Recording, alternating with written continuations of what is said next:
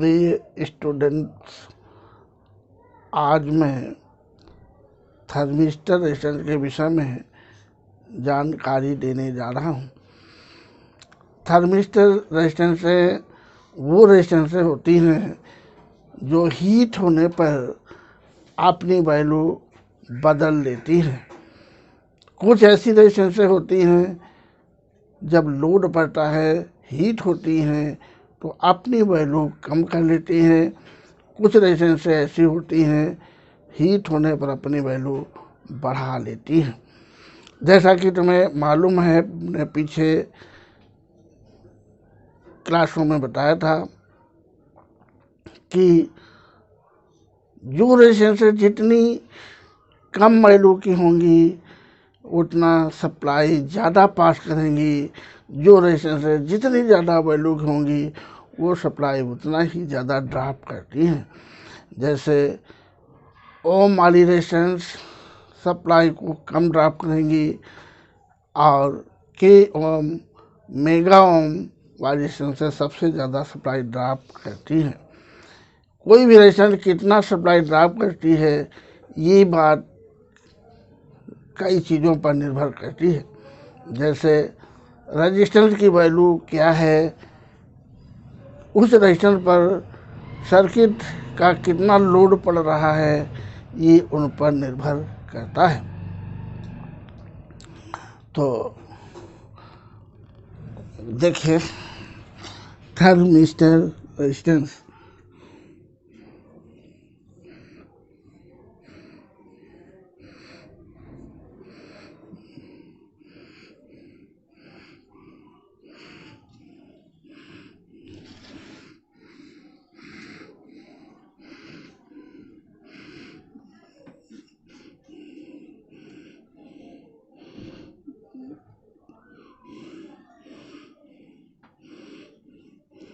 Thermistor resistance तो thermistor resistance जो है दो प्रकार की होती है। एक होती है anti C resistance,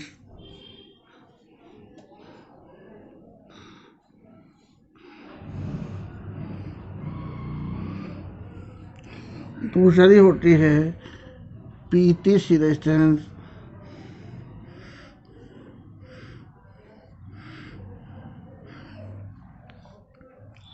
N T C resistance का फुल फॉर्म होता है नेगेटिव टेम्परेचर कोफिशिएंट।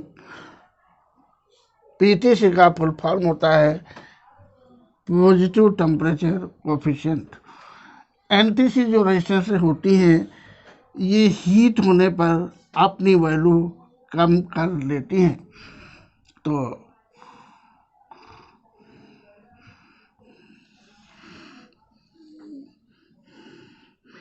ये रेजिस्टेंस होती है एनटीसी। का सिंबल एंटी रेजिस्टेंस का कुछ इस टाइप का बना होता है।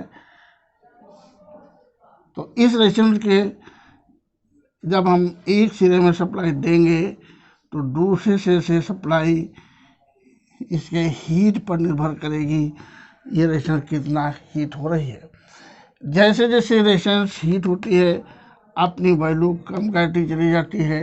जैसे मान लीजिए रेजिस्टेंस 120 ओम की थी तो हीट होने पर ये रेजिस्टेंस 0 ओम तक बदल सकती है।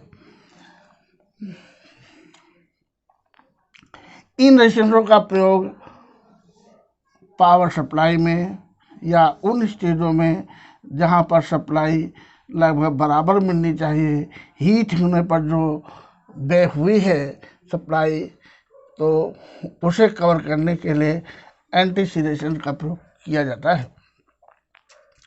उदाहरण तौर पर जैसे स्क्रीन की लाइट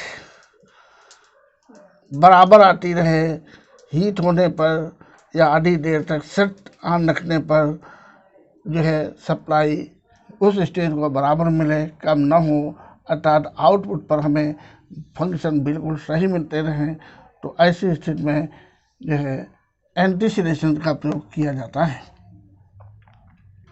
इनका प्रयोग पुराने सेटों में देखने को मिलता था। Power supply stage, vertical stage, या जो है EST या अन्य स्टेजों जैसे साउंड या हाइड्रो स्टेज वगैरह में देखने को मिलता था। आजकल इनका प्रयोग अधिकांशतः पावर सप्लाई वगैरह में किया जाता है। PTC रेजिस्टेंस जैसा कि भी बताया था, पॉजिटिव टेम्परेचर कोफिशिएंट, ये रेजिस्टेंस हीट होने पर अपनी वैल्यू बढ़ा लेती है, अर्थात मेगा ओम तक बदल लेती है।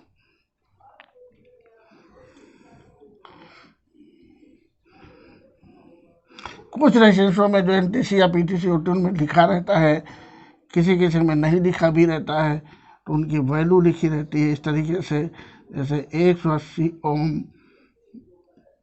एम,